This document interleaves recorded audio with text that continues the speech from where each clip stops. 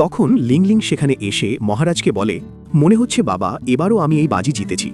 মহারাজ তখন বলে, ওরা খুব খারাপ লোক, তারা কিন্তু তোমার মার আবার ক্ষতি করার চেষ্টা করবে।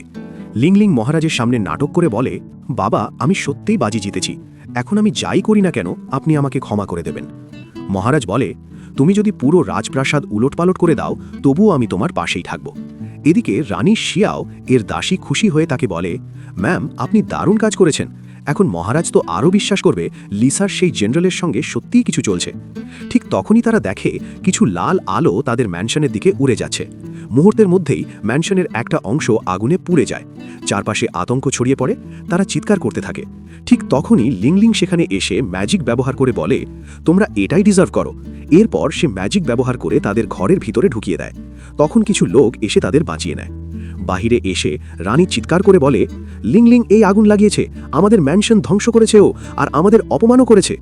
লিংলিং তখন শান্তভাবে বলে, বাবা দেখুন না, রানী আমার উপর মিথ্যে অভিযোগ করছে, আমি কিভাবে আগুন লাগাতে পারি। তারপর সে রানীর দিকে তাকিয়ে বলে, রানী আমার মনে হয় আপনার চিকিৎসা করানো দরকার, তাহলেই আপনি সুস্থভাবে চিন্তা করতে পারবেন। মহারাজ বলে, লিংলিং ঠিকই বলছে। এরপর তারা সেখান থেকে যাওয়ার সময় লিংলিং মহারাজকে ইশারা করে, তখন মহারাজও তাকে ওকে ইশারা করে।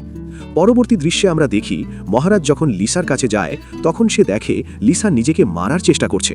মহারাজ তখন চিৎকার করে বলে, লিসা তুমি কি করছো? লিসা কাঁদতে কাঁদতে বলে, প্রাসাদ জুড়ে এমন গুজব ছড়ানো হয়েছে যে আমি নিজেকে প্রমাণ করতে পারছি না, আমার জন্য রাজপরিবার অপমানিত হচ্ছে, এর চেয়ে মরে যাওয়াই ভালো।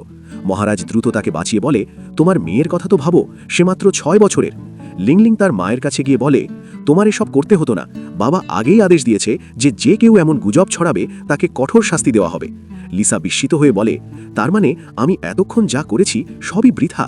মহারাজ বলে, আমি তোমাকে কথা দিচ্ছি কেউ আর তোমাকে দোষ দেবে না, আর কালকের তদন্তেই সব সত্য বেরিয়ে আসবে। পরদিন সকালে যখন মহারাজ দরবারে যাচ্ছিল তখনই হঠাৎ করে তার শরীর খারাপ হতে থাকে। তখন লিসা তাকে ধরে ফেলে। সেই সময় রানী শিয়াও সেখানে আসে। সে লিসাকে ধাক্কা দিয়ে দূরে সরিয়ে দেয় এবং ভান করে সাহায্য করতে থাকে।